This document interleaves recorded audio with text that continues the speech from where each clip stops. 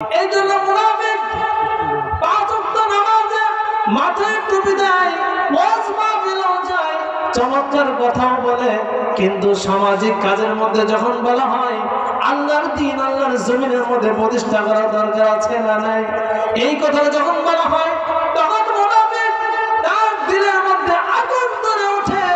তখন আলেমদের বিরোধিতা করা, কোরআনের বাইরে কথা বলা তার জবানেও কিন্তু বাজে না। আল্লাহ রাসূল বলেন এইটাই হলো মুনাফিক। আরেকটা মুনাফিকের চরিত্র কোরআনে হাকিমের মধ্যে স্পষ্ট বর্ণনা করেছেন, ইন্নাল মুনাফিকিন ইউখাদিউনা আল্লাহ ওয়া হুয়া খাদিউহুম ওয়া ইযা কামু ইলাস সালাতি কামু কুসালা ইউরাউনা الناس ولا يذكرون الله إلا قليلا। মুনাফিকের চরিত্র ওই মুনাফিক মসজিদে যায়, নির্বাচনের পূর্ব মুহূর্তে মাথায় টুপি উঠে যায়, গায়ে লম্বা জামা পরে, আবার টাকা দিয়ে আবার মক্কা শরীফে ঘুরে আসে, মানুষকে বুঝাইতে চায় আমি একজন বড় মানুষ, আমার চাইতে বড় মানুষ সমাজের মধ্যে আর কেউ নাই। কিন্তু আল্লাহ ঘোষণা দিলেন এই সকল মুনাফিকরাও কিন্তু নামাজ পড়ে, এদের নামাজটা কি ইউরাউনান নাস, এরা মানুষকে দেখানোর জন্য তারা নামাজ পড়ে, ওয়ালা ইয়াযকুরুনাল্লাহা ইল্লা কালিলা, এদের দিলের মধ্যেও জিকির নাই, এরা কোরআন তেলাওয়াত করতে পারে না, এরা হাদিস বোঝে না, আল্লাহর দ্বীন বোঝে না, আল্লাহর দ্বীন থেকে এরা বহু দূরে, এরাই হলো মুনাফিক। এই সকল মুনাফিক আমাদের সমাজের মধ্যে আছে না নাই?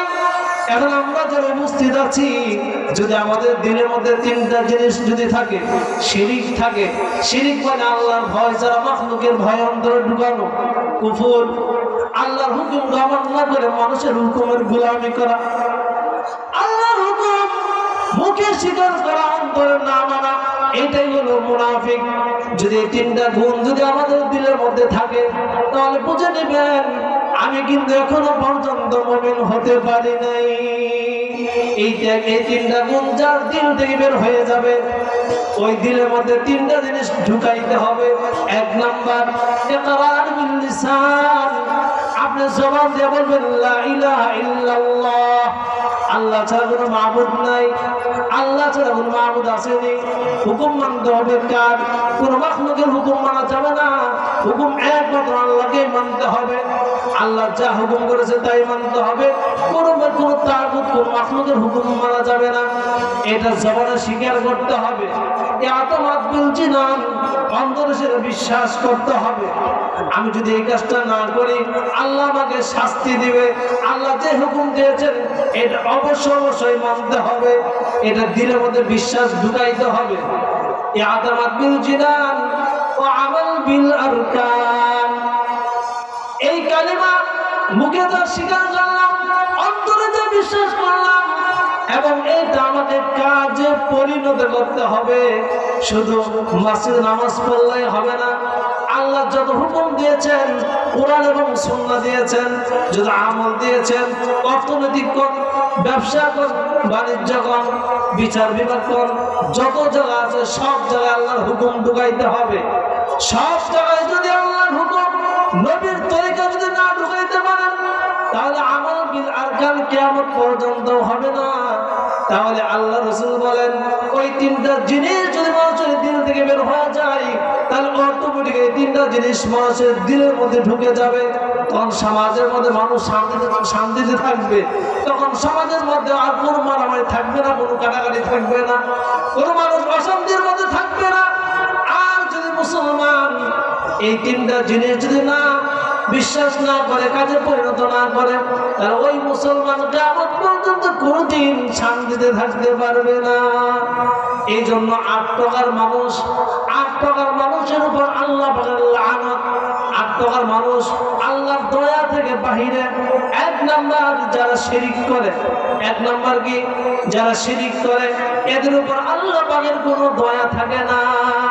2 নাম্বার যে সকল মানুষ হিংসা করে, হিংসুক মানুষ যারা হয়, এই হিংসুক যারা এদের রাসূল বলেন হিংসুকের আমলগুলি এমন ভাবে পুরো ছারখার হয়ে যায়, যেমন শুকনা লাকড়িতে আগুন দিলে যেমন লাকড়িটা পুরো ছারখার হয়ে যায়, ঠিক তেমনি ভাবে হিংসুকের আমলগুলো এভাবেই ধ্বংস হয়ে যায়। এই জন্য মুসলমান আল্লাহ তাআলা এই মুসলমানদেরকে হিংসুকের হিংসা থেকে হিংসা দিয়ে বাঁচার জন্য আল্লাহ তাআলা কোরআনে হাকিমের মধ্যে আয়াত দিয়েছেন, ওয়া মিন শাররি হাসিদিন ইযা হাসাদ। আল্লাহ তাআলা বলেন হিংসুকের হিংসা থেকে বাঁচার জন্য আমি আল্লাহর কাছে পানা চাই। এই সূরাতুল ফালাক আল্লাহ তাআলা শিখিয়ে দিলেন যে সকাল বিকাল তোমরা সূরা ইখলাস 3 বার, সূরা ফালাক 3 বার, সূরা নাস 3 বার পড়ো, ফজরের পরে 3 বার, 3 বার করে পড়ো, বাদ মাগরিব পরে 3 বার করে।